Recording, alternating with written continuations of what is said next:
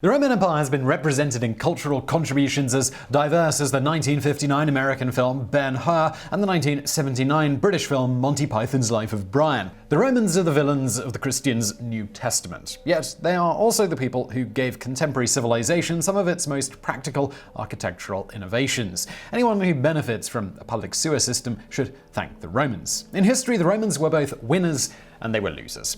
Their revered empire, it ultimately collapsed, but perhaps it doesn't even deserve to be revered. In the video today, we're looking at 10 reasons the Roman Empire does deserve to be rather thoughtfully re-examined.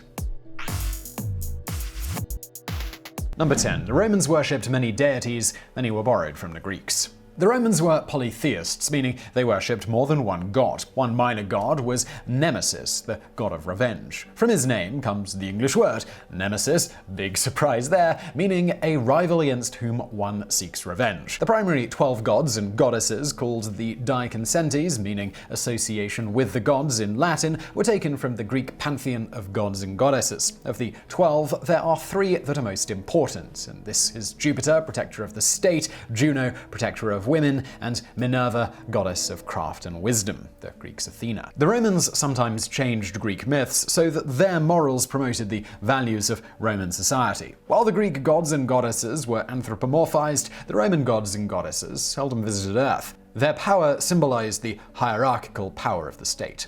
Number 9. The Romans adopted the practices of the civilizations that they conquered. Early in its expansion, the Roman Empire was influenced by the cultures of the Greeks and the Etruscans. The decline of Greece began when the Roman Emperor Maximus defeated Alexander the Great in the Greek city of Corinth in 146 BCE, though the Greeks retained lands in present-day Italy. The Etruscans ruled Rome for roughly 100 years before the Romans deposed them.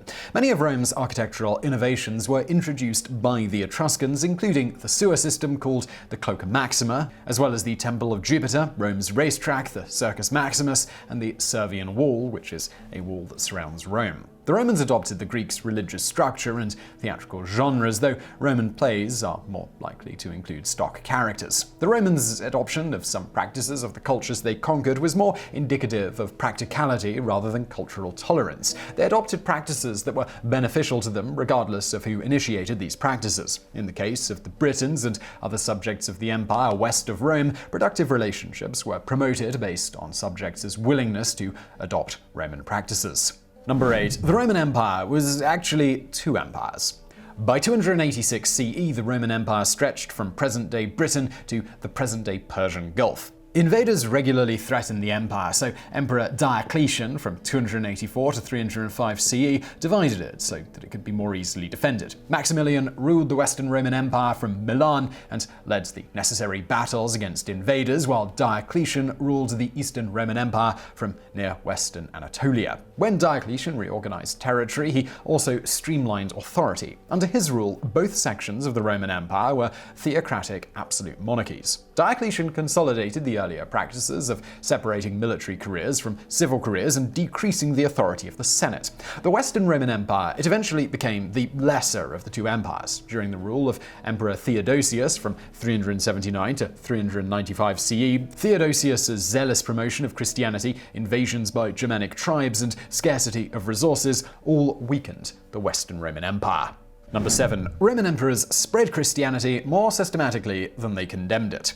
Though Christians were publicly sacrificed during certain periods of the Roman Empire's history, they were never killed specifically because of their religious beliefs. Nero used Christians as scapegoats in an attempt to discredit the rumor that he himself had started the Great Fire in 64 CE.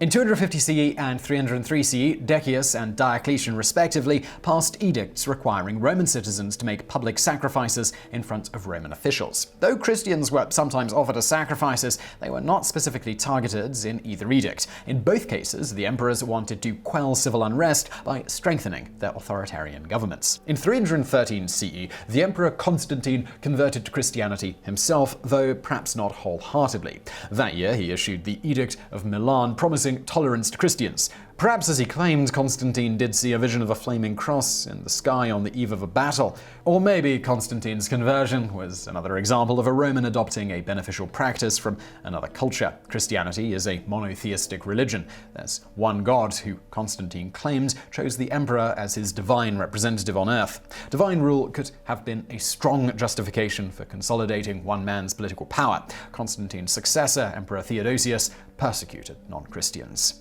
Number 6. Roman society was openly classist.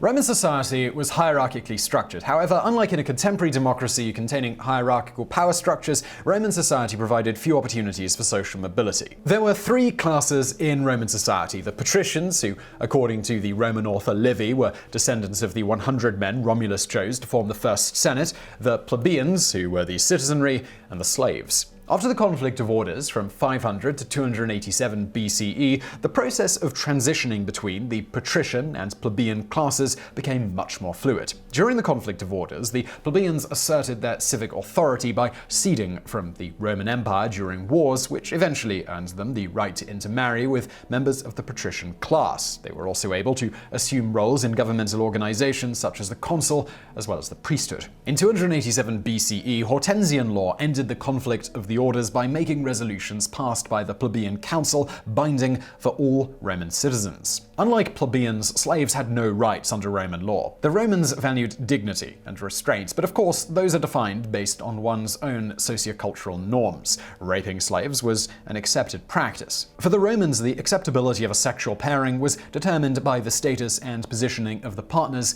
not by their gender. Penetrating a male slave was perfectly acceptable because the partner of lower social status should always be the one getting penetrated. Beating a slave with a stick was dignified because the owner was not using his hands. The father of the physician Galen reportedly urged his friends not to punch their servants' mouths because the owners might injure their own hands. Number 5. Divorce was not maligned in the Roman Empire.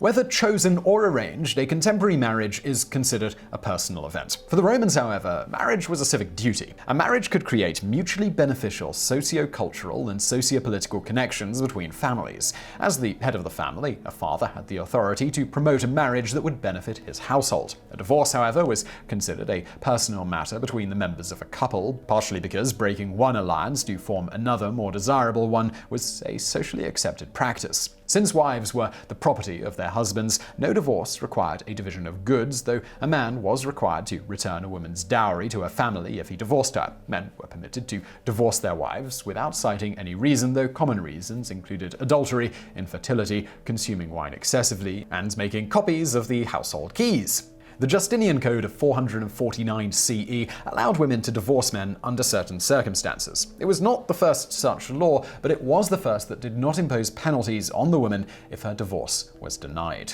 Number 4. The Pax Romana lasted 200 years. In 27 BCE, Augustus Caesar, nephew of Julius Caesar, became the emperor of the Roman Empire. His reign marked the beginning of the Pax Romana, a Latin phrase meaning Roman peace. Augustus's reforms provided the Pax Romana's stability. He decreased imperial expansion, admittedly only after gaining land in what's now Spain, Switzerland, Bulgaria, Turkey, and Egypt by defeating Mark Antony. He ordered the building of roads and aqueducts using concrete made from ash. He decreased the size of the military. He protected sea trade, ordering the navy to capture pirates. He promoted the arts. Horace, Virgil, Ovid, and Livy are all writers whose careers flourished during the Pax Romana. Though Augustus's rule exemplifies the best of the Pax Romana, it outlasted his reign. Incompetent emperors and invasions from Germanic tribes combined to end the Pax Romana in 180 CE. Number 3. Scholars disagree about why the Roman Empire fell. It's more accurate, actually, to say that no one can really isolate the single most important factor that led to the Western Roman Empire's collapse in 476 CE. The Eastern Roman Empire, also called the Byzantine Empire, lasted until the 1400s, when it was conquered by the Ottoman Empire. The division of the Roman Empire into two halves was one factor in its decline. Both halves did not thrive equally, and each half developed distinct sociocultural values. Other factors include that the empire was too large to rule uniformly, and it was vulnerable to invaders, particularly the Huns and Germanic tribes. After the 3rd century, some of the Western Roman Empire's emperors weren't of Roman descent, and that threatened civic unity. Further, there was increasing reliance on mercenaries, which led to military defeats, and a lack of successful conquests decreased the availability of slave labor on which farmers depended. Historian Guy Halsall writes, "The Roman Empire was not murdered, nor did it die a natural death. It accidentally committed suicide." Number 2. English words are inspired by Roman culture. Latin words are still used in the medical and legal professions today. However, some English words also come from Roman culture. The Senate was the Romans' term for their lawmaking body, and a senator was a person who served there. Auditorium is Latin for a place of listening. For the Romans, a circus was a place of entertainment designed in a circle, racetracks included. Civilized comes from the Romans' civitas, meaning citizen. The Romans also contributed the words emperor and gladiator to the English language. In military academies, a first-year cadet is called a plebe. This is a shortened form of plebeian, the Romans' term for a lower-class citizen. Number 1. The Romans influenced contemporary governments. Any democracy owes a debt to the Greeks. The concept of democracy, a political system wherein each person receives one vote when legislative governmental matters are being determined, originated in Athens. In Athens, as in any other place where democracy is instituted, how personhood was defined determined who actually had the right to vote. The word democracy comes from 2 Greek words, demos, people, and kratos, power. However, the structure of a contemporary democracy, or any form of government that includes an elected lawmaking body,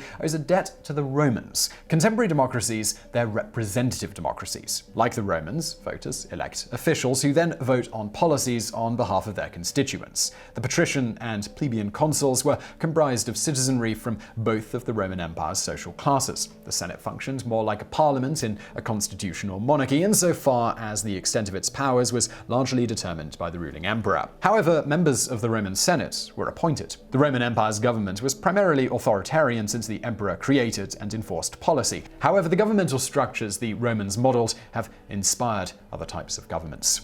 So I really hope you found that video interesting. If you did, please do give it a thumbs up below, and do not forget to subscribe. Brand new videos just like this every day of the week. If you're looking for more from me, I've got another channel called Biographics. We've done some biographies on Roman emperors, so feel free to check that out. There is a link in the description below. And as always, thank you for watching.